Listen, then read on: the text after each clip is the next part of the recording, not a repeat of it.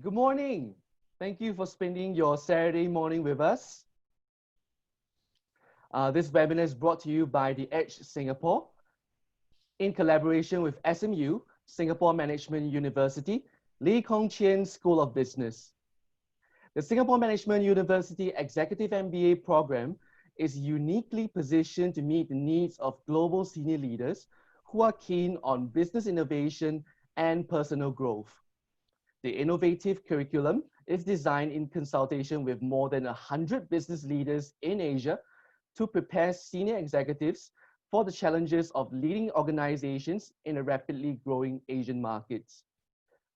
For questions about the SMU Executive MBA program, you may also type them in the Q&A function at the bottom of your screen, and it will be answered by a friendly SMU representative, or you can scan the QR code on your screen for more information.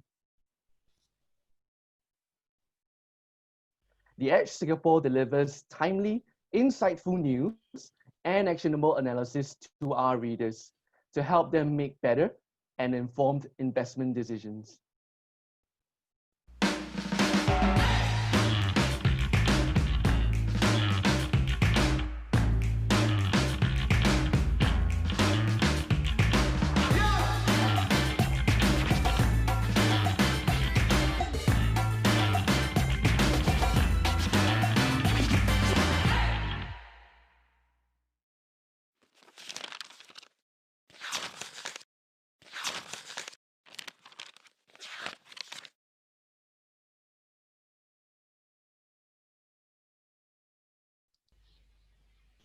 Okay, read the edge.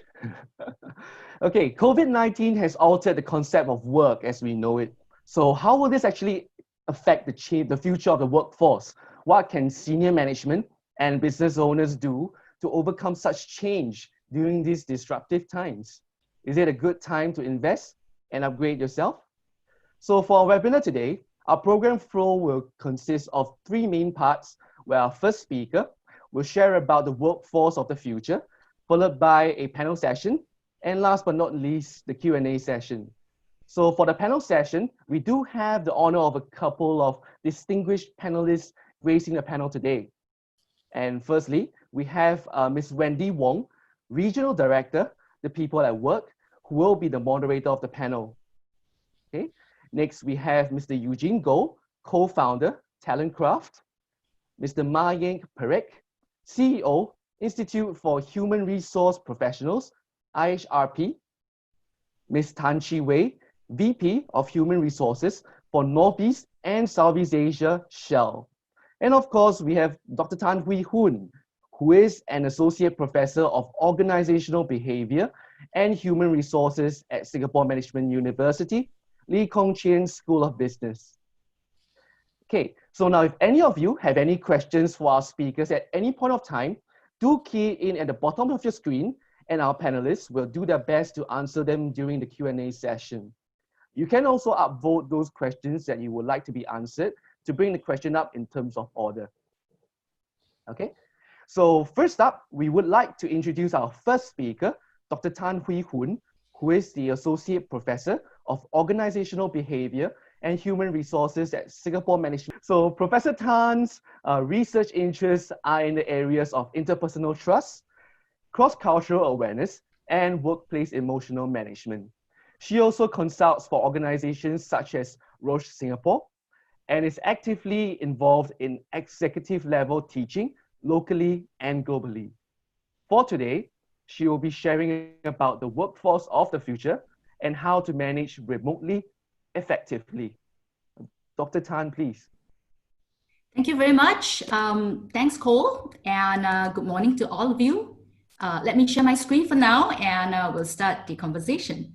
I'm very pleased to be here to talk about what to do with the workforce of the future. Now, we know that things have changed, all right? And the key is, how can we manage this change amidst all the disruption around us? And if you look at what has happened in the last few months, well, for the whole of 2020 at least, what is very disconcerting to employees and to all of us at work is the fact that in terms of time and space, we seem to have created some disjoint. All right, we no longer seemingly are in the same time space. And how do we then manage that? So before we even start thinking about how to manage, let's look at the employees. That means the people who are experiencing the change. How are they doing that? All right, so what are the challenges employees face when they, have to work from home, when they have to change their schedules, when they have to immediately lock the entire, from what I know, some of my colleagues bring the desktop home actually. So let me tell you a story before we start. So a couple of weeks ago, a colleague called me. This is a staff colleague, not a faculty colleague. All right, and she was very interesting. She said, Hui Hun, I have an issue. Could you help me?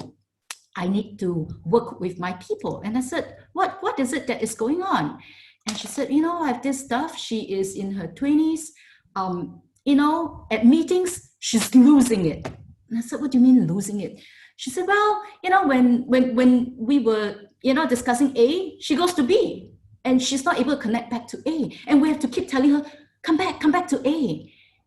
She's fine. She's mentally sound, but she doesn't seem to be able to focus. I think one of the key things that's happening now with all these changes is employees are unable to focus on work. And there are, of course, many reasons for doing that, for being unable to focus. All right, chief of which is, of course, the fact that, they are in a different space. They are no longer in a work environment. In fact, 2 weeks later, so a few weeks later, this same colleague called me and she said, she's doing so much better. We went back to office on the day we can, and we were able to get a lot more work done. She was focused, she got work done, la. So, it sets me thinking, all right, one of the key things, of course, is that there's no structure in her day, all right? And so at the end of this presentation that I'm going to give, I'm going to provide some strategies as to how you can manage. But before that, we have to think about some other foundations of the issues facing these people. All right, so focus is one of the key challenges. Can I also suggest that multiple roles, that is the other challenge. All right, so when I said multiple roles, what do I mean? Well, the same faculty colleague who called me, staff colleague, she said, you know what? I have to work with my kids on their homework. All right, she's at the age where she, has school-going kids, and the kids need her to work with them when they have to study from home. All right, and she said, I'm also a mother, I'm also a parent, I'm also this, I'm also that. So, what can I do? All right, what can I do to, work with them? Because, hey, my goodness, I have to keep working with them on the different tabs to submit their homework. And she said, I'm also losing it. All right, so multiple roles, especially I think challenges for employees who have to work from home or work from anywhere is that they don't now go to work and be focused at work. All right, the other challenge that we can see happening around us is the fact that, when you are remotely located, sometimes there's no access to information. All right, so what do you do, when you need, in the past, if you need a piece of information, you walk to the colleague next door and you said, hey, next cubicle, can you help me with this? Could you tell me that? All right, now you have to WhatsApp, you have to do all kinds of stuff to get that information. And of course, one of the most interesting invention in SMU, at least, I think it's an invention, but you may not agree with me, is the fact that we go on Microsoft Teams. All right, so all my colleagues are on Teams and they chat on Teams. I think that helps. All right, so access to information is another challenge. And of course, at the end of the day, the question is, or the issue that most people are now facing is the fact of social isolation. We are stuck at home, all right, especially during the we won't call it circuit breaker days. We can't go anywhere. We are working from home alone. I had a few happy hours online with my colleagues at 10 in the evening, but that's pretty much it. We are isolated. So these are some of the ways in which employees and all of us are experiencing work at this moment. So the question for us is, how do you manage? All right, so this from the employee's perspective. Now, let's look at the challenges from the employer's or the manager's perspective. Of the icons or acronyms out there, work from home is the one we're most familiar with. However, there is also work from anywhere. Right? I don't know if you have heard of this concept before, but I know we do that. We work in cafes, etc. We work in different continents. And then with telecommuting as well. I mean, what are some of the challenges managers face? So let me tell you the key challenge I think managers face is the idea of FaceTime. All right. So if I remember many years ago when I was doing my PhD, and some of my classmates, they tell me, Hui Woon, please go stand in front of the professors and tell them you are around and talk to them. Because you see, PhD students, we like to do our own things. We sit in our own little cubicles. We don't work. And they said, no, you have to have FaceTime. They need to see your face. They need to know you. They need to know what you're doing. And the same for managers. They really want to have FaceTime. They want to see that you are in the office and you are doing work. And I think the key is, how do they see the unseen? I like this term particularly because, hey, you can't see your employees. I remember a couple of weeks ago, again, one of my colleagues called me and she said, Wee Hoon, is it possible for me to request that, my people, my direct reports, turn on their webcam in WebEx so that I can see them all the time throughout the day to make sure they are working? In my head, I was thinking, my goodness, if you were to monitor them all the time, where do you get time to do work? All right, so I think this is one of the mindsets that we have, that we keep thinking we need to see the unseen. All right, and of course, the fact that do we still work 8 to 5 and what kind of hours is it? So this idea of being, disjointed in time and space is creating a lot of challenges for us. All right, so of course, one of the key, results or key solution is to say, hey, how do we manage by outcomes? Do we manage by outcomes now? What happened to the process? Because we're so used to managing by process. All right, and before I go into the strategies, let me say that in my mind, it is not changing your skill set to manage differently. All right, let me say, in my mind, it is changing the way you think about your people. All right, and the way you think about work.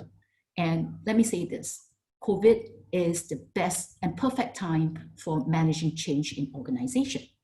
All right, so what do I mean by that? Let me just say that at the end of the day, whatever we do in organization, the foundation is trust.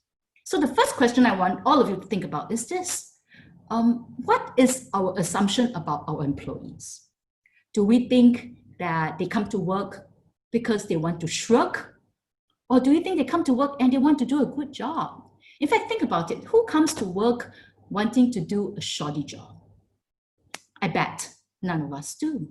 All of us want to do a good job. All of us want to be the best that we can be, isn't it?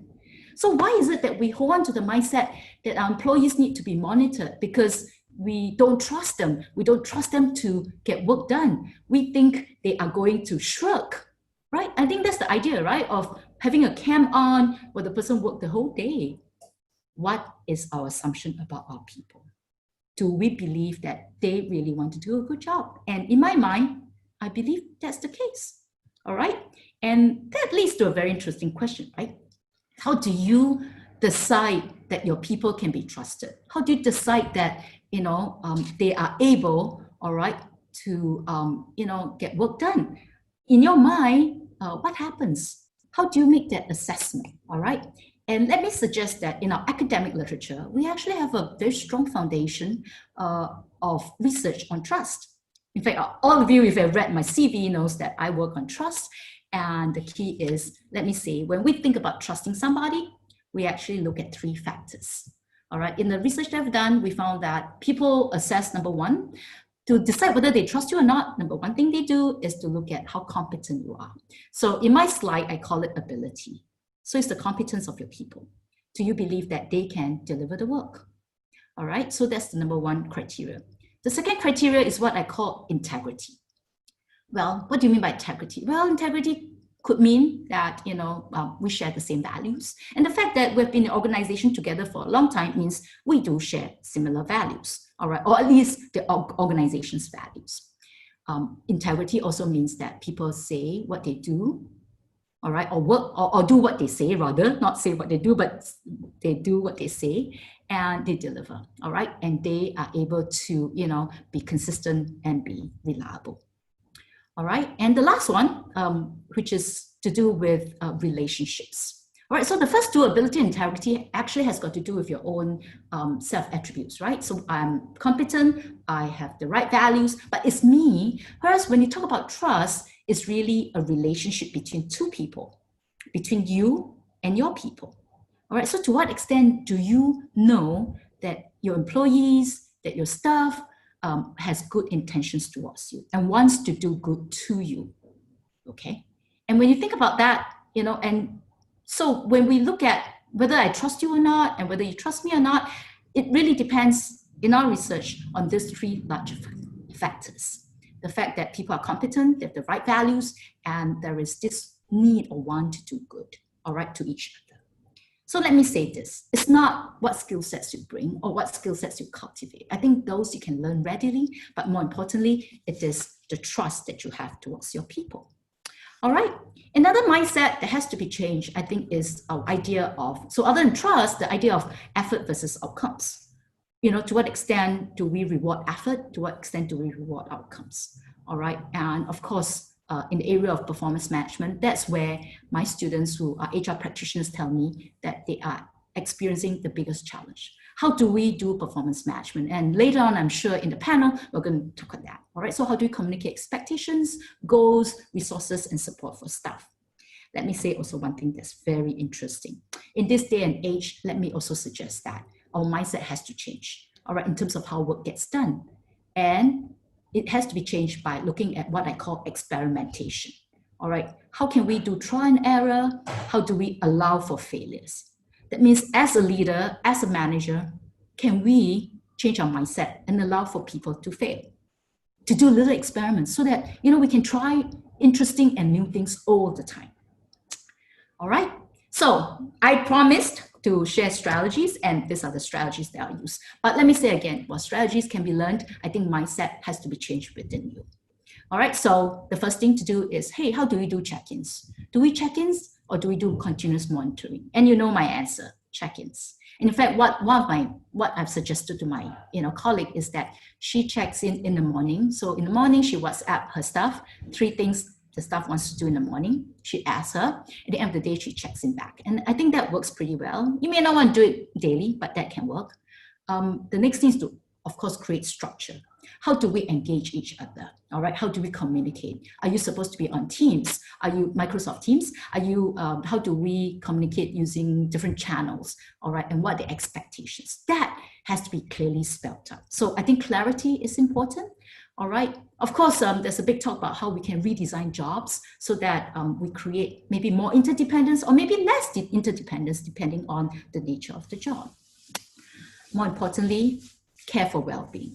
This is the time when people need a lot more social interaction, a lot more encouragement, a lot more support. And we all can do this via what I call communication. All right, why is communication important? Let me say that you can never over-communicate. In fact, some of the work in the area has recently said that we should do what I call redundant communication. All right, communication via very different channels, online, offline, etc., and communications that are high-tech and high-touch. Because I believe that in this day and age, communications is key, especially when you're remote, when there is no face-to-face. I think there's no way in which you can actually manage without clear communication. All right, and I know my time is up. And in fact, I want to share something really interesting at the end of it all. Let me just take another minute to read you the last 2 paragraphs of a very interesting article I came upon on Thursday this week, written by Gui Li Sui, published on the Straits Times. In the Straits Times, it's called The Lost Year. All right, and briefly, it says, at the end of it, he says, still, others prefer to cherish only the good. Now, this is talking about COVID 2020, right? They embrace the wind in their windows, the interval for self-care, the friendships made online, the books read and songs we sung, the love shaped with longing eyes, and hidden smiles for simple life.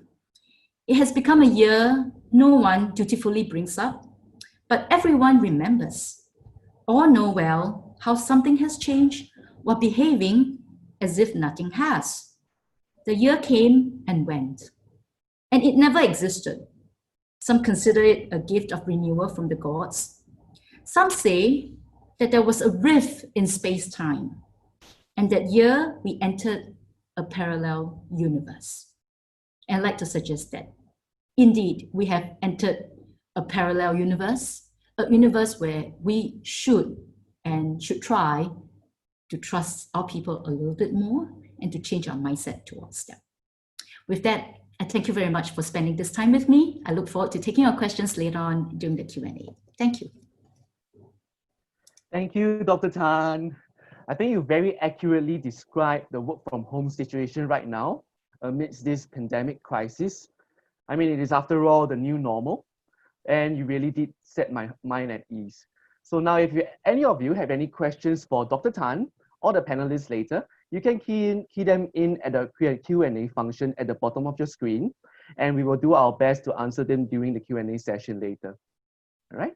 So up next is our panel discussion with the industry experts as they bring with them different perspectives of the future of work, from a recruitment angle to trade and to the personal capacity.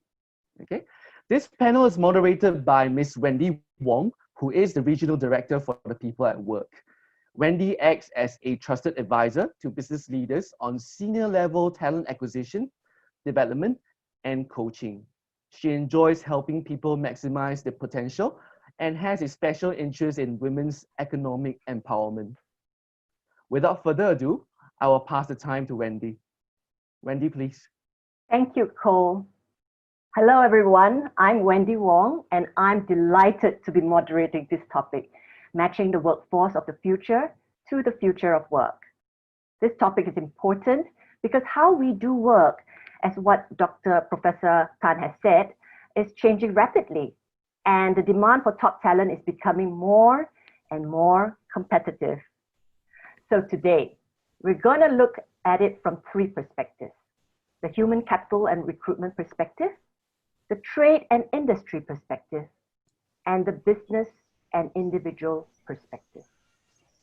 With me are our three distinguished panelists: Mr. Eugene Goh, co-founder of Talentcraft; Mr. Mayang Parik, CEO of the Institute of Human Resource Professionals; and Ms. Tan Chi Wei, Vice President of Human Resources for the Northeast and Southeast Asia at Shell. But before I pass this time to our panelists, I would first like to share with you the structure of this session. First, each panelist will share their presentation. After all three panelists have shared, we will then go into a Q&A session. So as we go along, as Cole said, please vote and key in your questions in the chat box below, and I will be here to pick them up. Without much ado, may I present to you our first panelist, Mr. Eugene Goh. Eugene is the co-founder of Talentcraft, a strategy consulting company that focuses on HR topics for SMEs and startups. Prior to this, he spent 8.5 years at the Boston Consulting Group across Singapore, Oslo, and Dubai offices. He has also been in civil service, working in the Ministry of Defense and the Ministry of Transport. On a side note, Eugene is a Liverpool fan, and when I last spoke to him, he was still celebrating after the club won the English Premier League for the first time in 30 years. So today, Eugene is going to kick off the conversation from a human capital and recruitment perspective. How can you identify the gaps in your organization and find the right talent? Over to you, Eugene. Thank you, Wendy. I hope you guys can see the screen and you can see me as well. Okay, so let me jump straight in. So I'm here to talk today about how you find the right talent in the age of uncertainty, and looking at this from a consulting perspective, right? So as a business owner or as HR, what do I need to do in order to get the right answer? I would say that it's almost ironic that at the start of this year, we did our second anniversary party and we ran a panel entitled Vision 2020, The Future is Ours to See. And this was on January 20th. So very clearly, the future is not ours to see. We have entered a new age of uncertainty. And I think it's going to be here for quite a while. So we've been doing quite a lot of discussions and research into what to expect or what we can expect in the coming years, months and years. So the one conclusion we've reached is that normal is further away than you think. So here I will share the thoughts of my good friend, Associate Professor Wong Tan, who's at the University College in London. So he does a lot of research into uncertainty and how you deal with this, unpredictable and risky situations. And in fact, he's got a new book out called The Uncertainty Mindset. So very well timed on his part. So we've been discussing what the future holds. And Vaughn makes a couple of, I think, very important points. Number one, even though you might see a lot of news articles saying that vaccines are in the final stage of trials and they're almost ready to go, he has spoken to lots of public health experts, and he says it's at least 18 to 24 months before vaccines will be widely available. One simple reason: if you want to show that a vaccine gives you 12 months of protection, you need to wait 12 months, right? It's as simple as that, right? It just takes a long time to test that the vaccine works and is safe for a prolonged period of time. And secondly, you're talking about scaling up to billions of doses of a medication, right? And that's generally not something that can be done just at a snap of a finger. So if you think vaccines are the key to normality, which is what many people say, then it's at least 18 to 24 months away. Therefore, you can expect repeated and unpredictable disruptions to the economy and daily life. I think if we had this webinar about a month ago, people would start to say, well, it looks like it's over, things are getting better, countries are opening up. Today, if you look at the Straits Times, there's 4 or 5 countries that thought they had beaten the disease: Hong Kong, Australia, Japan, and they've all reported higher than ever infections. And another important point that people often forget: the global economy is so interconnected that any disruption to any part of the supply chain can knock out global supply chain, right? Whether it's for vehicles, whether it's for mobile phones. And so the problem becomes that there's always a weak link, and you might get a outbreak in a factory that produces, one little fastener, but without this fastener, you can't make a phone, right? So there will be lots of unexpected disruptions. So one implication of this is that many previous business models are gone for now and may never come back, right? So what businesses need to think about is much more fundamental than just surviving three to 6 months. And I think another implication which fits with what Professor Tan said is that working from home is almost certainly here to stay. So what does this mean for businesses? Businesses will need to adapt, and HR will need to support. What do I mean? So here are four important ideas to share. One, beware of excessive optimism. So I ran a webinar maybe about a month ago, and we asked the audience, when will business return to normal? More than half the audience thought within 12 months. Right, so I think we are much less optimistic that it will go back to normal within 12 months. So businesses need to prepare for a much longer period of disruption. And that's why you need to embrace this new normal. And the difference is, I spoke to many companies, and they still have the same mindset now, that they are just waiting for things to return to normal, instead of asking themselves, what do I do to thrive in the new situation if the new situation turns out to be long-term, right? What does this look like? It talks about evolving new business models. So my favorite example of this is that Noma, which was the world's #1 restaurant, they used to make very fancy, 30-course meals with one bite of each flavor. They reopened as a takeaway burger bar, because they figured that is the only way that they will be able to make enough money to survive the crisis, right? So I don't think enough businesses are asking themselves this question. I want to focus a bit more on the question of robust operational models, right? And I think that's about thinking very deliberately around how we operate as a company. I think Professor Tan touched on a few points, which is, what is work? How do we work? How do we manage? I think if you accept that work from home is here to stay, then you would need to think much more seriously about what I need to do to support working from home, and not the kind of, sticky tape together a kind of policy that most companies have done over the last couple of months. Another implication, and one I want to focus on today, is if you accept that the old way of everybody come to the office and talking and meeting face to face is not going to be a stable equilibrium for the next 12 to 24 months, then if you're going to recruit, you need to ask yourself, how can I recruit contactlessly, right? Hire the right people without even meeting them. So as good consultants, I have a framework for us to think about this question. So I think of it as the 4 Ps of rethinking HR. And this applies whether you are looking at performance management, recruiting, comp and ben. It's a way of systematically thinking through the problem. So number 1, the people. Who do you have? What's in your team? What are their priorities, their preferences, their level of resilience? Number 2, policy. What are the rules that govern how things are run? Which leads us to number 3, the process itself, how things are actually done, the tools, the steps that you need to get a leave approved or a claim approved or anything like that. And the last thing I think is perception. And this again fits very well with what Professor Tan said about communication and managing people's anxieties and uncertainties. I'll talk mostly about the first 3 for today, with a focus on this question of contactless hiring of the right talent. Before we even get into the question of contactless hiring or the right talent, first, who is the right talent? Let's look at the people that you want to hire. So couple of thoughts here. I'm not saying that this is the age of introverts or you need to throw away your old recruiting manual, but for companies that had a very clear definition of who is the right fit for your company, you might need to re-examine that in the light of the emerging research on what working from home requires from people, right? So I was asked at the previous webinar, is this the age of the introvert? People who don't need to see other people are going to take over the world.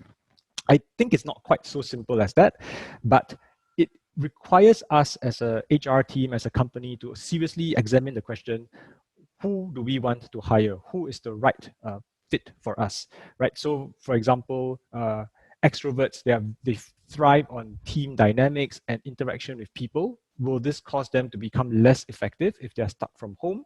What is the importance of things like conscientiousness and discipline? I think Prof. Tan mentioned before that she was saying, agreeableness seems to be a strong correlation with how well people perform while working from home. So I don't know what the answer is for your company, but I know that this is a question that you need to think about. And one dimension of people I wanted to throw in is, don't forget your managers. Don't assume that your managers can seamlessly transition from old way of working to new way of working. They also need certain support to get there. Second question is, as an interlink of policy and people, if you are now used to working from home or working remotely, then actually there's the opportunity to take your talent pool global, right? Because it might be a problem if everybody comes in and works together and then one person is far away on the phone. If everybody is on the phone and on video conference, does it really matter what the makeup of your team is? So we at Talentcraft, we ran with this in a totally, we've gone slightly maybe crazy on this, but we have actually a global team of interns. So, the Singaporeans on the top, there are 3 Saudi ladies who have joined us and are working with us on some of the Middle East initiatives. And then there's Joaquin, who is from Chile. So it is obviously some complexity, but I think as a company, the question is, do we always need to hire in the location if people are going to be working remotely anyway? Okay, next, the concept of your team should also evolve, right? Contracting terms, for example, do you still need everybody to be full-time permanent employees, or would you move towards a mixture of part-time, contract, freelance, project, all kinds of different contract mixes. And I think this is quite important because if you believe that there will be disruptions, so surge in demand followed by pullback at the next lockdown, then you need to have that kind of flexibility built in. So there used to be a joke that you know you've reached the future of work when you don't know who you're supposed to invite to your office party. I think this is going to become even more serious. And of course, the joke is there is no more office party because you can't gather that many people in one place. I'll talk a bit about process as well. And of course, this is a bit where Talentcraft does a lot of our work. So I'll just click through this quite quickly. I think we see 6 steps. Again, which of these do you need to redesign in order to be able to hire contactlessly? So define and target, I think we've talked about a little bit in terms of who is the profile you're trying to hire. I'm quite interested in the next 3 steps, which is source, screen, and interview, right? Reaching out to more candidates, filtering them down to the most appropriate ones, and then using interviews in the right way, because one of the big challenges people face, I can't see the candidate face to face. I can't look into their eyes and discern what's in their soul. How do I still hire them, right? And of course, there's a last step, which is winning offers and onboarding. So it's super important that if you want to hire well and build a good team, you need to onboard people, again, contactlessly, right? So you need to think about all of these steps. So quickly run through, I think sourcing. One important thing is you need to go beyond the basic job boards or Straits Times Classified. Think about how can you grow your reach, including overseas, right? So whether it's things like competitions or hackathons, whether it's doing webinars or content marketing for talent, there are many things you can think about. In fact, your marketing team and your recruiting team should sit down and say, if we were selling our jobs, how would we go about doing it most effectively? Tools that can help you screen the right talent. So here are just 3 I wanted to highlight. Video interviews are quite a good way to test things like communication, presence, gravitas, without having to set up all these very troublesome calls and online discussions. So asynchronous video interviews, you set the questions, they record, you watch when it's convenient, is a good way to expand your hiring pool. This one we are quite proud of. So we ourselves built a chatbot that does case interviews. So if you wanted to test business skills, like how do you structure a problem, what data do you get, how do you analyze it, how do you come to judgment, there's already tools that can do this, but there are also other aptitude tests like coding tests, industry knowledge tests. So using these tests to help you narrow down the people that you want to interview. And finally, there's also personality tests. And if you accept the premise that the kind of personality of the people you're hiring is more important now that they're working from home than not in teams, then personality tests become very useful. One last point here, again, don't underestimate the need for prep for contactless interviews, right? So it's not just that we'll just let people do whatever they want. You need to standardize the format, align on what you're looking for, and probably also train your interviewers on online interviewing. For example, how do you conduct? How long do you wait before you check whether the person is just thinking or his internet has broken down? Right? Where do you look when you're running an online interview? It's very important to do a dry run. Look for technical errors. Make sure that your room is well lit. So don't underestimate the prep needed for contactless interviews, because the candidates are also assessing the company and not just you assessing the candidates. So just to summarize, I think there is no simple answer. But if you accept that the new normal is what we are in now, periods of uncertainty and disruption, then you need to embrace it. To embrace it, you need to rethink how your company works. And we think that starting by thinking through these 4 Ps for each of any of the things you are trying to change is a very good way for you to make sure that you don't miss out on anything important. So thank you very much for listening to me. I'm happy to connect with you guys, or if you have any questions, just drop me an email or type in your questions in the Q&A, and we can take it up during the panel discussion itself. Back to you, Wendy. Thank you, Eugene. You have certainly started the ball rolling and given us a very good platform to invite our next panelist. Our next panelist, Mr. Mayang Parekh, CEO of the Institute of Human Resource Professionals, IHRP. IHRP is the HR professional body in Singapore that defines, HR standards and implements Singapore's national HR certification framework as a benchmark for HR skills. Mayang is highly passionate about advocating fair opportunities for every individual in the workplace. He has over 20 years of experience in regional and global HR and general management roles. Today, Mayang will share, from a trade and industry perspective, how can we equip HR with the right tools to find the perfect match? Over to you, Mayang. Thank you, and good morning, everyone. Many of you may not have heard of us, as we are a new HR professional body formed by the tripartite partners in 2016 to professionalize and strengthen the HR practice in Singapore. So we aim to build a HR community that effectively unlocks the potential of people and businesses to adapt and transform. And we do it through setting professional standards and partnering with consulting companies, training providers to build HR capabilities in organizations. So today we have over 2,000 HR professionals certified by us across 4 levels, from certified associates all the way to master professionals. Now you've just heard Eugene talk about identifying the right talent in the age of uncertainty. And I would like to focus on how we can equip HR with the tools to manage change during this disruptive time.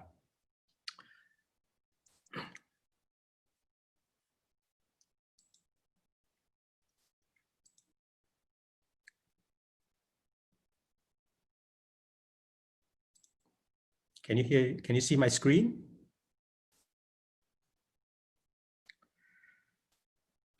Let me first set the context. Even before COVID, our economy has been transforming.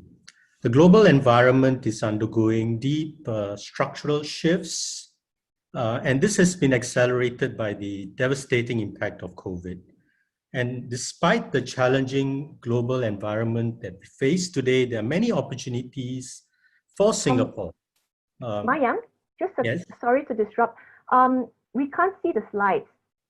Okay, let me just try again.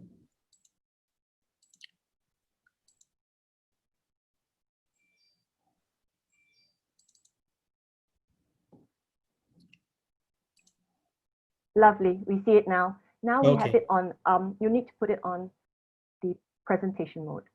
All right.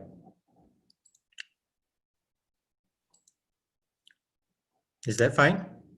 Perfect, thank you, Mayang. All right.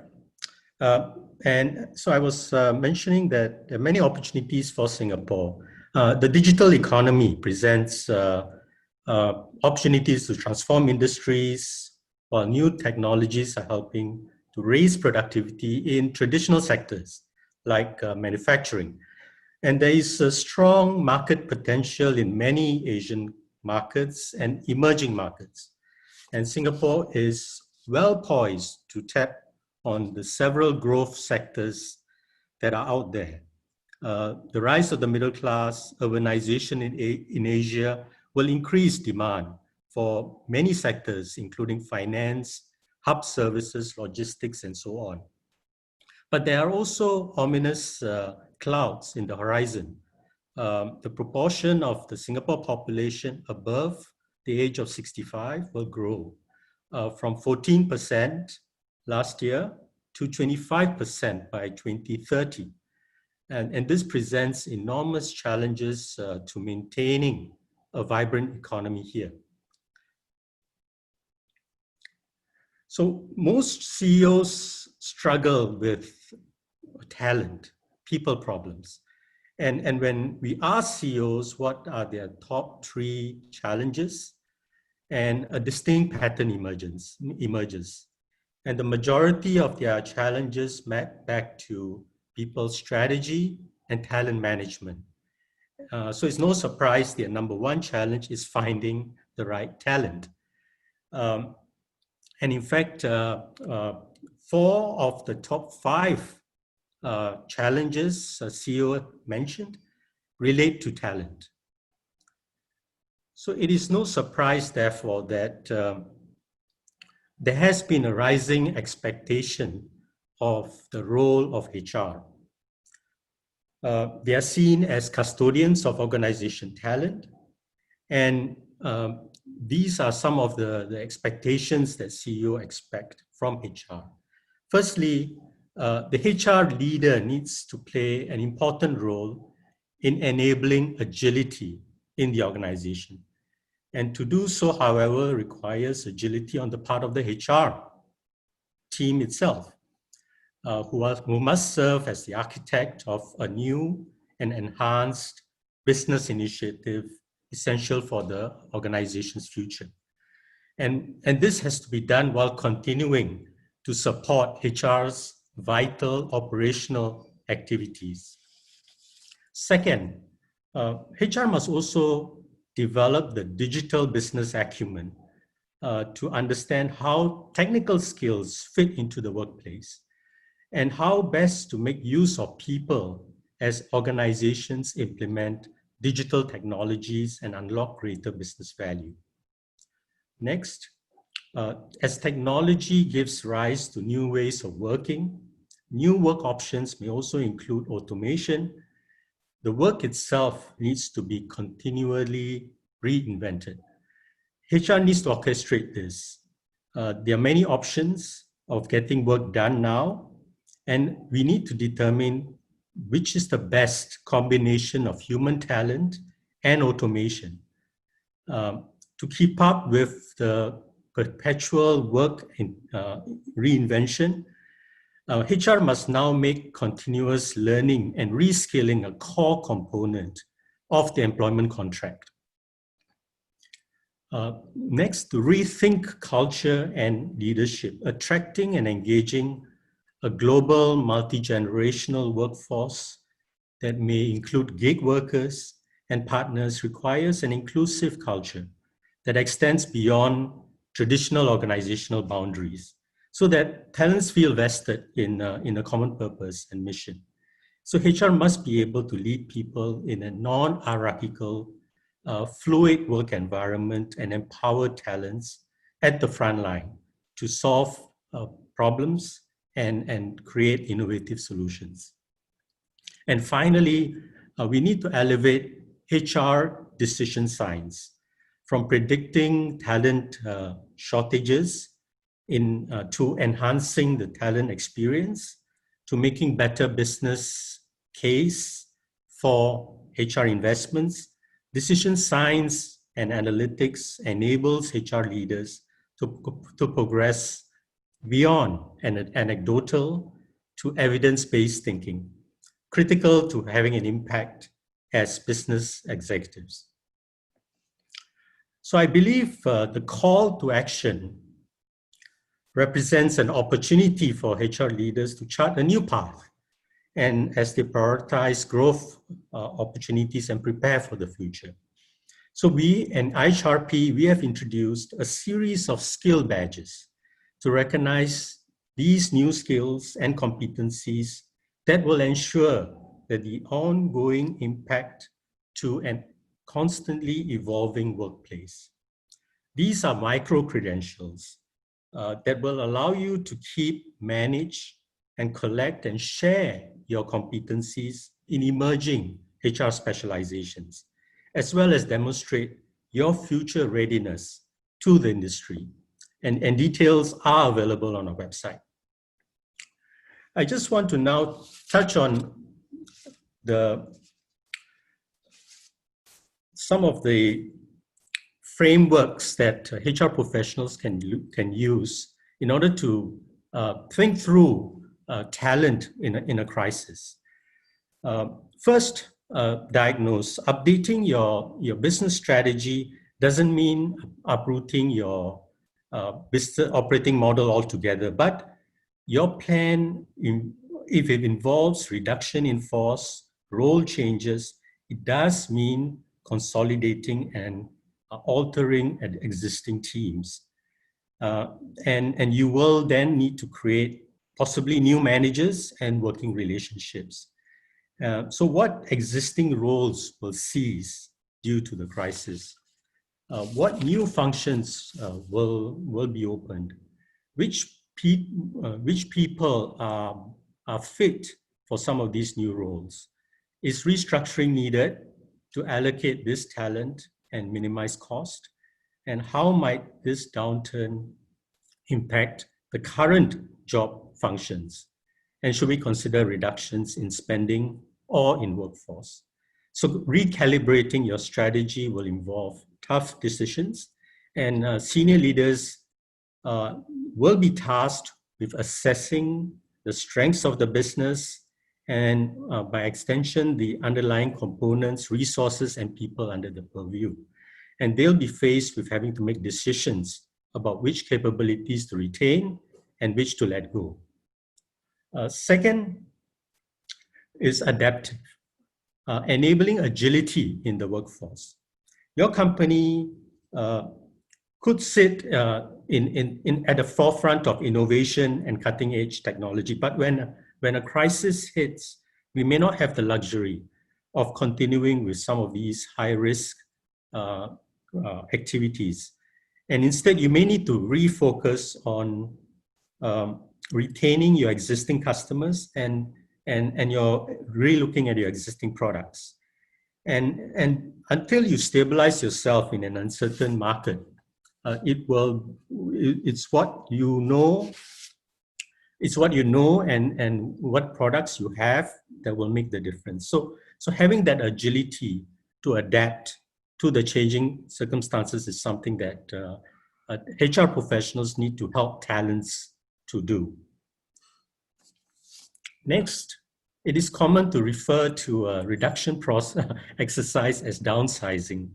And after you've pared down the various costs from overheads to payroll, but certainly I think you need to also focus on whom you need to cut, which functions to eliminate, but you cannot ignore what is critical for your success, the people that you want to keep. And it's important to determine how you will realign your organization around these resources that you want to retain. And to focus on the underlying drivers of productivity and engagements, which is job fit. Is their job fit? With jobs changing, are talents still fit for the job? Are managers fit to lead the organization during this time? And finally, do we have the right team dynamics within the organization to get the solutions going? Finally, engage. Through a thoughtful internal communication plan, and Professor Tan talked about it, we can swiftly address employees' fears, anxieties, and maintain focus despite a changing environment. Communication is an important part of an effective, deliberate crisis strategy. Executives should take some simple steps to stay ahead of events and retain control of their operations. And some of these steps are derived from proven crisis disaster management best practices. Finally, I just want to touch on grants and tools. I'm not going to have the time to go through each and every one here, but I just want to spend time on the Human Capital Diagnostic Tool. This is a national HR diagnostics tool, which is led by WSG and the Ministry of Manpower. And it's to help organizations gain valuable insights on the human capital maturity of the organization. The tool holistically assesses the organization's state of HR across 11 different key HR process areas. And it incorporates features to allow the organization a comprehensive diagnostic on what capabilities, competencies they need to have in this new environment, as well as what perceptions of human practices are currently prevailing within the organization. So I would encourage organizations out there to learn more about this tool. Details are also on our website. And currently we have a COVID support package for SMEs where this tool is complementary. Eugene also talked about many tools, screening tools, talent identification tools. There are also a host of plethora of tools out there. So know your tools. The HR Tech SG publishes an annual Singapore HR Tech market map. So details are available online. So I encourage you to kind of use this as a starting point to understand which tools you need, which works for you, and how you can leverage on some of these technologies to get work done more productively and effectively in a changing environment. So with that, I thank you very much for your attention, and I look forward to the Q&A session later on. Thank you. Over to you, Wendy. Thank you, Ma Yang. Now for our third panelist, Ms. Tan Chi Wei. Chi Wei is currently the Vice President of the Human Resources for Northeast and Southeast Asia at Shell, where she is responsible for the people agenda across 10 markets and 13,000 employees. A highly experienced HR professional, Chi Wei is also the recent alumna of the Singapore Management University Lee Kong Chian School of Business, where she also won the DBS Top Student Award. And when I asked her what was the biggest thrill of that, she says, without hesitating, she says it's about having her daughters there with her when she won the award. And that's super heartwarming. So today, Chi Wei is going to share with us from a business and personal perspective on the question that may be hovering over our minds, which is this the right time to invest in self-improvement? And is postgraduate the way to go? So Chi Wei, may I pass this time over to you?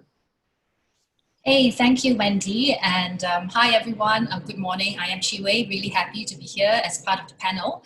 So having heard from Prof. Tan and my fellow panelists, Eugene and Mayank, on their views on the workforce of the future and the future of work, let me now weigh in on my view of the new challenges which have been uncovered and accelerated by the pandemic. What this means to organizations, really in a very layman's sort of understanding of what I'm seeing daily, and what this means to us as leaders and ultimately as individuals in our journey of self-improvement. So let me start with a view of what this pandemic has brought to the fore as key priorities for most organizations. It is a view, my view, depending, of course, on your industry, your sector, your circumstances, of course. But I would guess that this view is one which would resonate with many of us. It's been a time and continues to be a time for care, continuity, and cash, right? 3 C's, where first and foremost, we need to manage the health impact of the crisis, ensuring the well-being of our staff, our customers, our community, and also a time where we focus on the continuity of our operations, ensuring that we continue to be able to deliver the products and services to our customers and continuing to earn their trust as we navigate through all sorts of contingencies and challenges. And in addition to that, also a time when we have to deal with the economic impact of reduced global demand and to deal with having to preserve cash and ensuring that we are ready to recover and to emerge stronger from this crisis. So keeping the 3 C's in mind on cash, care, and continuity, I'm sure that every one of us can relate in a very personal way in the last months as to how the pandemic really obeys no speed limits, right? So organizations have had to really navigate through this crisis You know, putting, for example, safe management measures in place in our work sites, jumping through the many hoops around circuit breakers, safe restart approvals, you know, ensuring the continuity of our operations for those providing essential products and services, and then deal with financial impacts as well. So what does this mean? It really means that, you know, we've had to make much faster decisions, often without having complete information and data as things are unfolding real time and circumstances just keep changing. There is, at a time like this, very little tolerance for any slow-moving hierarchies and multi-level bureaucracies, right? Everything and everyone in the organization is challenged to really speed up. And I think that also, given all that uncertainty and the speed that's required to make decisions as well on the fly, it calls for much shorter cycles for organizations to be implementing changes, you know, executing things, whether it's your customer responses, your supply chain adjustments, your production decisions, diverting of resources, and so on. And shorter cycles call for a lot more experimentation. I think Prof. Tan mentioned that. Bolder judgment calls, immediate corrections, frequent adjustments according to, you know, new feedback and new developments. So this actually calls for everyone in the organization, top to bottom, leaders at all levels, to take on more responsibility for action and really strengthening that execution muscle throughout the workforce. People in your teams who need to troubleshoot, keep their eyes on the ball, and, you know, and with agility and judgment to actually on the organizational challenges side, and really talking about the need for us, you know, at all levels in the organization to step up, right, in terms of taking on more responsibility and in making the right judgment calls. And as well, then under these conditions, as the other panelists as well as Prof. Tan have said, that real-time collaboration becomes even more important than ever. And that extends to the virtual world as we get into work from home mode, work from anywhere mode, and also fully virtual or hybrid teams with some people who are on-site, others who are remote. So organizations will really face the challenge of unleashing nimble teams that are fast and focused and cross-functional, really having your best people, your best talent working on the hardest problems that you have to solve, right? Empowered, because if they can't solve it, then no one can. So, you know, in summary, I think from an organizational challenges perspective, you have the 3 C's, which you have to keep focusing as your priorities, but also the need in the organization to speed up, to step up, and to team up. And how are leaders feeling, right? And managing and trying to balance all of that. So that brings me to the current slide that you're seeing.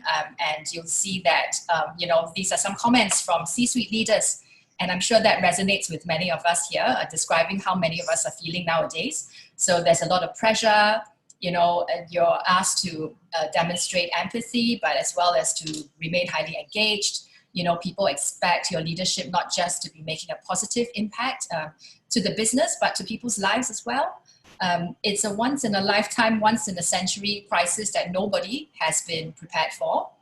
And you know, yet for all of the experiences and the expertise that we bring, we are grappling with the many questions for which we don't have any answers, right? Even as our teams look to us for those answers. So it's a rather unsettling time for us leaders. And if you move to the next slide, actually there is a lot that's expected from leaders anyway. I think there's a previous slide to this, if you don't mind. Yeah, no, not this one, but the next. Well, it's all right. Well, let me just verbalize that. So what I'm saying is that actually there's a lot that's expected of leaders anyway, whether there is a pandemic or no pandemic. And to boil it down to a few key expectations, I think leaders under any circumstances are expected to continue to maximize performance, maintaining the commercial focus to deliver results and balancing short and long-term outcomes. Leaders are expected to be building trust, not just internally with your own teams, but also with your external stakeholders and your customers outside of the organization. And to strengthen your long-term relationships, deliver on your promises, oftentimes also including making really contributions as well to the community and to the society visibly. And leaders are expected to also live your values, right? Being true to your purpose and also disciplined in maintaining the standards that are important to you and your organization and communicating those expectations clearly. Also showing your care and support to the well-being of your staff and to your stakeholders. And leaders are also required to keep your teams engaged and inspired, right? Have them rally around the purpose and the mission with a lot of pride. And so under the weight of all of these expectations, which are there anyway under normal circumstances, what really makes the difference with managing change brought about by the pandemic and to thrive in a new normal, in addition to all this? So in my view, it's the absolute need for us to learn and adapt in these uncertain and unsettling times. So I think as my fellow panelists, as well as Prof. Tan has said, I think the secret sauce to this for leaders, for us individuals at this point in time, is really a big shift in our mindset. So at the heart of the leadership challenge is to have a learner mindset as we manage and navigate through this huge change that we're grappling with, and really learning quickly from our successes and mistakes as we speed up, creating a safe environment for others to speak up and share ideas and make mistakes and recover as we team up, work cross-functionally very quickly, and role modeling and encouraging curiosity and humility as you and others in your organization step up, right? And being inclusive as you encourage others to be part of shaping and developing the solution together, rather than waiting on you as the leader with the right answer. So this is all part of embracing change and adapting as you go along, because there is no tried and tested, and because it's a time when nobody really knows the right answer. So you can see on the slides, I mean, these are a few questions for us to actually think about and reflect. I would encourage you to do that. How do we adopt a learner mindset in terms of our own journey of self-improvement? And while you are grappling with the ongoing challenges of maximizing performance and building trust and communicating and keeping your teams engaged and inspired, how well do you actually recognize the need for yourself to be open to learning, hearing other people's views? How well do you actually speak up and share your own ideas and encourage other people to do so, and to continuously develop yourself with a view of making better decisions, right? And evolving your mindset with the evolving external landscape as well. So yeah, so I would just leave it as that, you know, in terms of the question, is this a good time to be investing in improving yourself?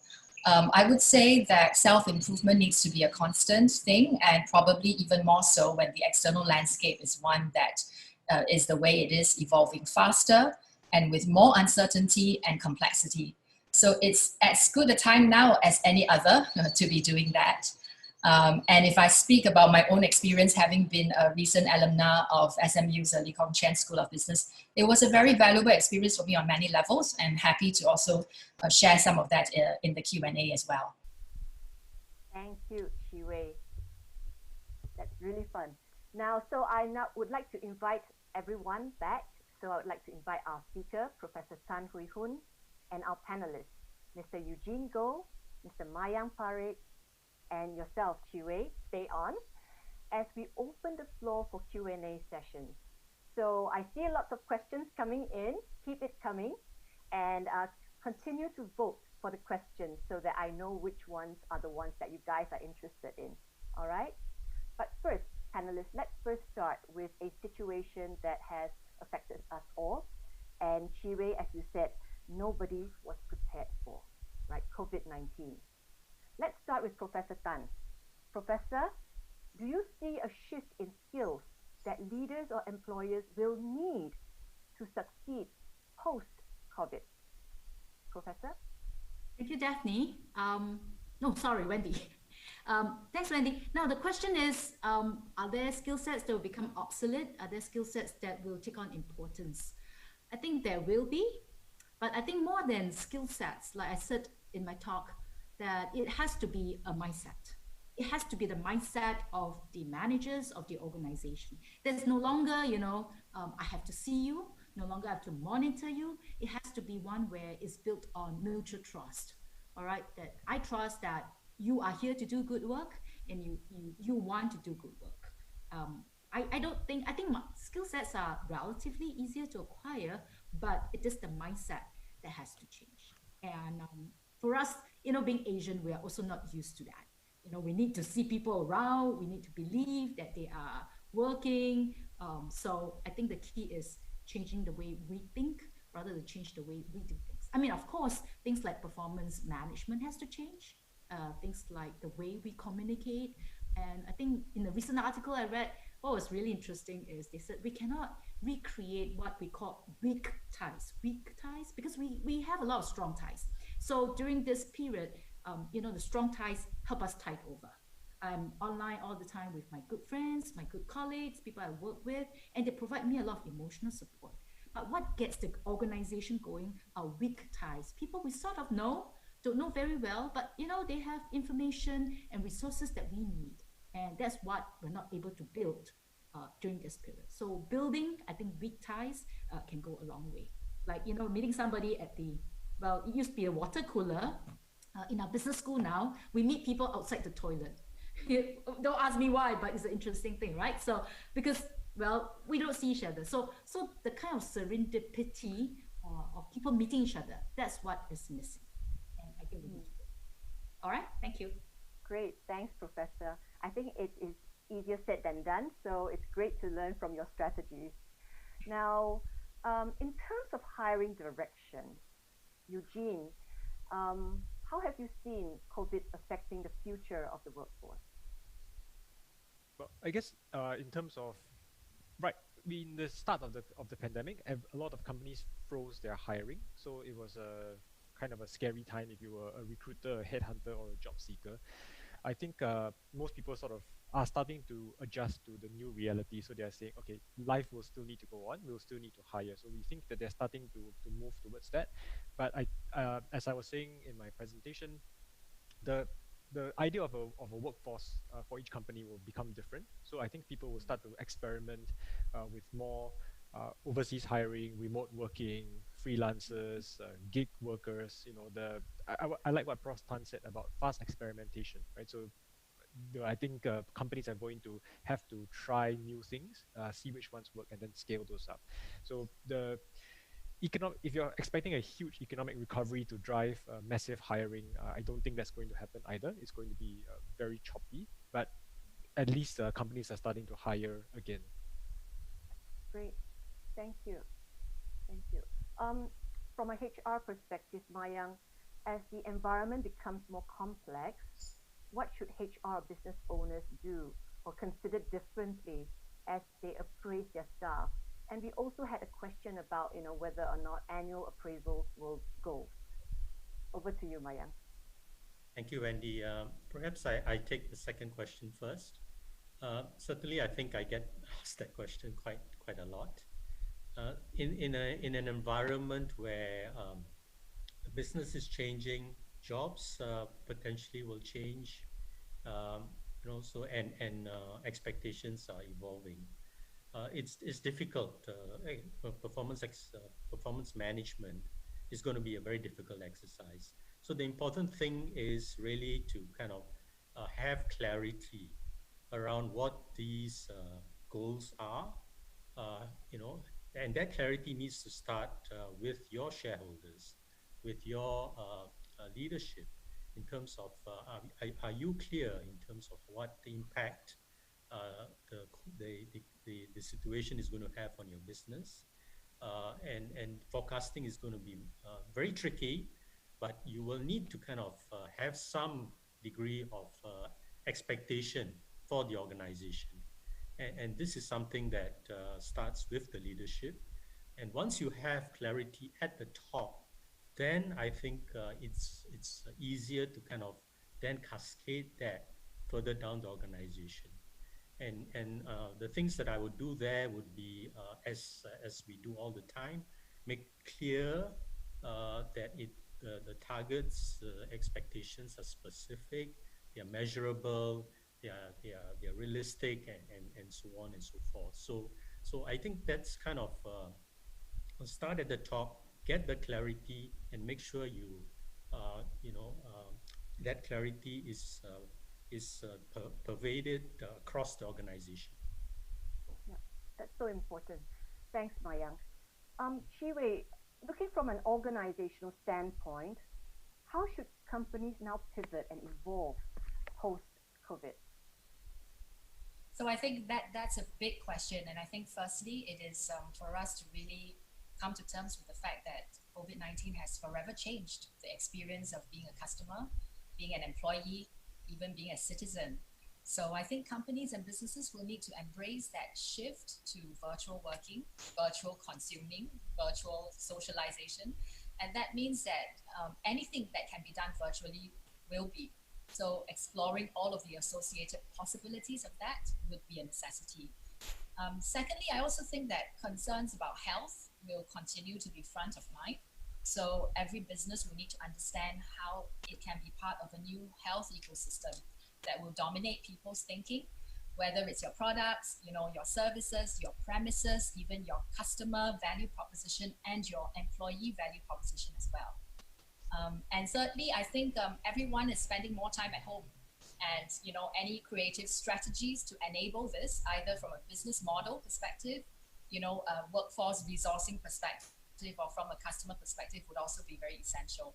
So I think, those would be a few of the key themes that I think that companies and businesses should think about in terms of pivoting and evolving post-COVID. Thank you. Thank you. So there seems to be a lot of questions from the audience in terms of, many of us are getting the hang of working remotely. We're getting it, but leaving remotely is still a new territory for many of us. So this question comes from Diana, right, where she asked about, I really love this question, Diana, so thank you very much. And it's about, does it really work? Some of the work that we do, for example, she says, many companies send care packs and delivery during circuit breaker. Does it really work to keep employees productive working at home? So, Professor, would you like to take that?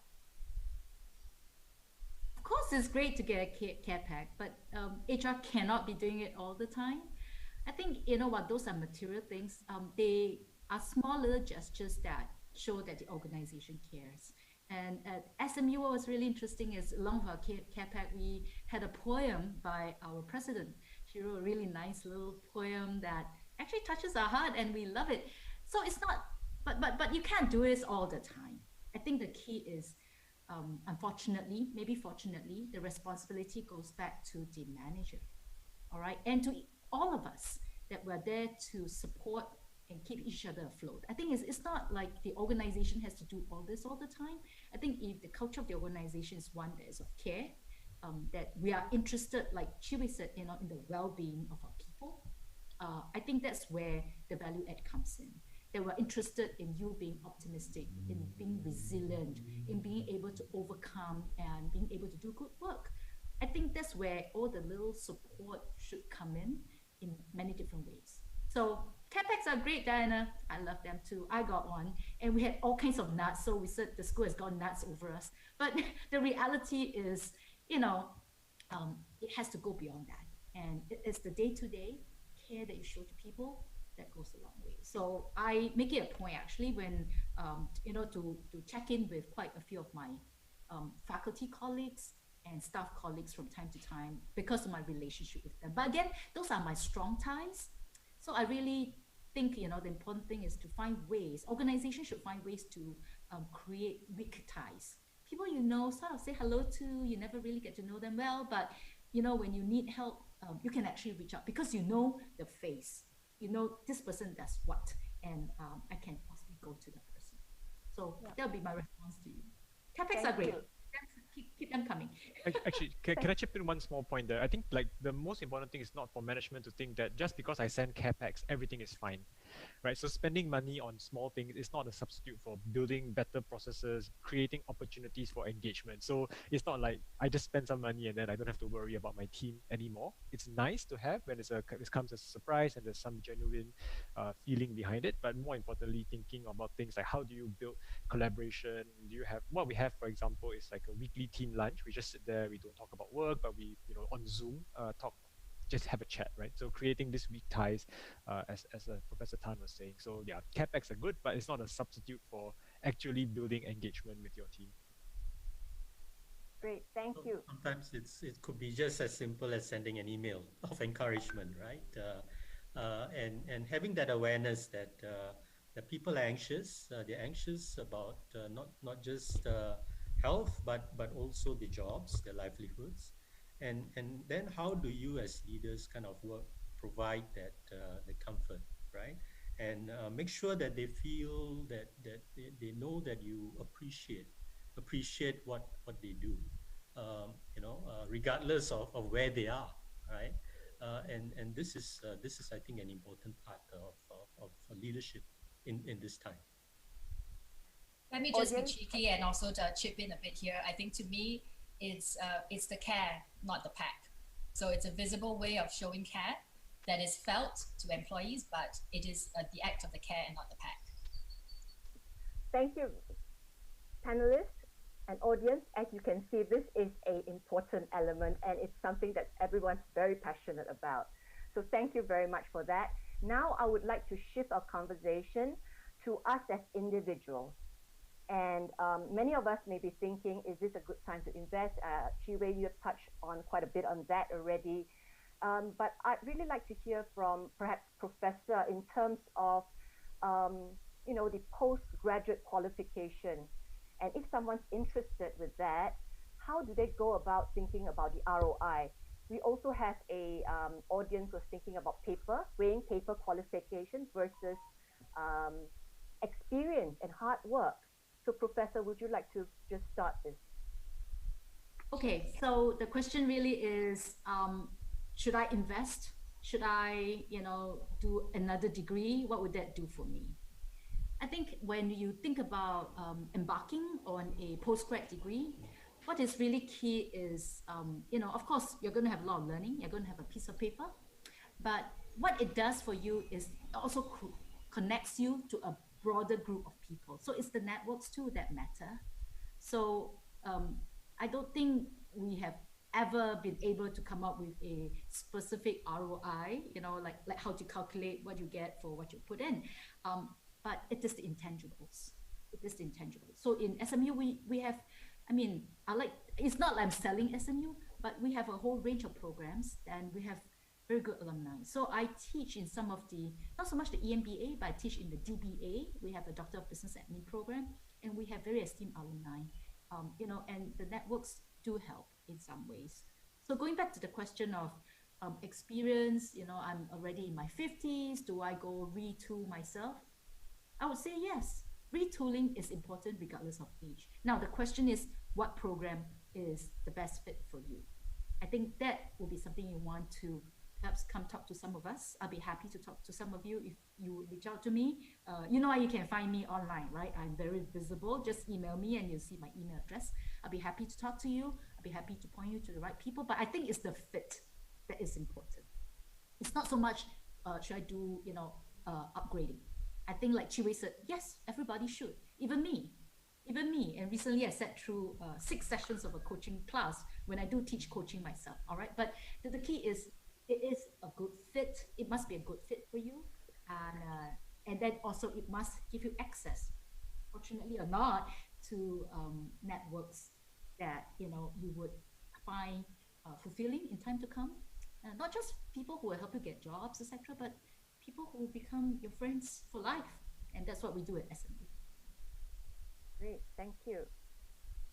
Panelists, anything else you would like to add before I move on? Yeah, I can just, so a lot of HR professionals also come to us to sort of say, okay, do I invest in a master's or a degree? And I think it's something that depends on what you really want to do in your career.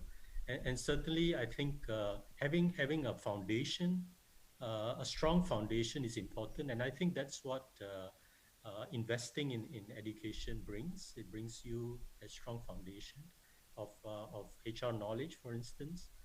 But over and above that foundation, it's also the skills and competencies that you will gather as you progress in your career, and how then do you kind of help provide provide some of the recognition that you have acquired those skills, and the market's moving more towards micro credentialing as a more agile way of keeping abreast. Things are moving just too quickly, and I think micro credentialing is something that I feel, combined with a sound academic focus, this is something that will really bring a lot of value to professionals out there. So IHRP, we are working closely with IHLs, the Institutes of Higher Learning, including SMU, to kind of see how we can combine the strengths that they have in terms of their master programs, their degree programs, how we can combine that with some of the micro credentialing that we plan to bring for HR professionals going forward. So this is an example of partnerships that can add value to professionals. Great, thank you. Shirei, there was a question on upskilling and reskilling. I think Mayang, you spoke a little bit about that, but Shirei, from a corporation perspective, do you have anything to add? Well, I would re-emphasize really that it's really a mindset, right? I think whether it's a skilling, mega type of skilling, you're thinking about postgraduate certification or other micro types of skilling, I think the key for us to be keeping up with the evolving expectations of employers, given the increasing complexities of the external landscape that we have to deal with, I think it calls for the mindset to be consistently sort of seeking and learning and adapting. And so that in itself, I think is a skill, is a mindset that, that we are better off acquiring sooner rather than later, in my view. Yeah. Great. Thank you, panelists. Our time is almost up. And as a closing, I would like to invite all of your thoughts, right? But it's in 15, 30 seconds. And the question I'd like to ask you is the one that is highly voted from Alvin Pua.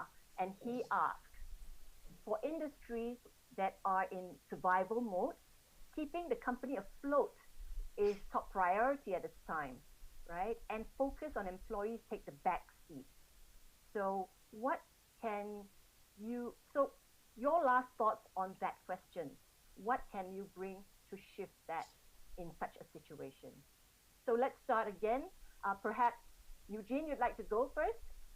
Yeah, sure. I think the point is they shouldn't be in conflict, right? Because your people are the ones that, your people are your company, and without the people, there is no company. So the point is how to find alignment and focus on those areas. And maybe, yes, you reduce costs and you have some pressures, but there must be areas of alignment where the people strategy and the company strategy work together. So focus on those. Super, thank you. Professor? I'm aligned with Eugene. It's quite clear that, if you don't have people, you don't have company, and you enact your strategies through your people. So rather than say that, it is an issue, they're in conflict, they actually, they come together. And I agree absolutely that you should find ways of, I think more importantly, communicating the fact that you care for them and you want the best. And if the company is not doing well, it's not because, in other words, I think show them that despite the company not doing well, you're doing everything to keep the company afloat. And if you need to retrench them, unfortunately, I use the word retrench, it's because the company is not doing well. And it's not because, you personally are flawed, etc. I think what happens, we have seen in previous recessions, etc., in the research we do, is that when, companies not doing well and they're very transparent about the processes they go through to make sure they keep the people and keep them happy, people do want to come back and work for them. And that's the key. People must see that you are not putting them at second place. They are first place, and they need to be at the front of all your strategies. That'll be my point. Yes, thank you. Perfect, thank you. You've really nailed it in terms of the way we think, and we've got to think about that. So let's move on to Mayang. What do you think? Yeah, I make it quick. It's more critical now to focus on trust, employees' trust, and this is because having trust in the organization's senior leaders is a key driver for engagement, and studies have shown that time and time again. So if your workforce doesn't trust you, they won't be emotionally invested in your success. So, but if they do trust you, they care enough to give it their all, and this is when you need it. so that's my take. Thank you, Mayang. And last but not least, Chi Wei. Yeah, so I think I touched a little bit on that when I talked about the 3 C's, right? Care, continuity, and cash.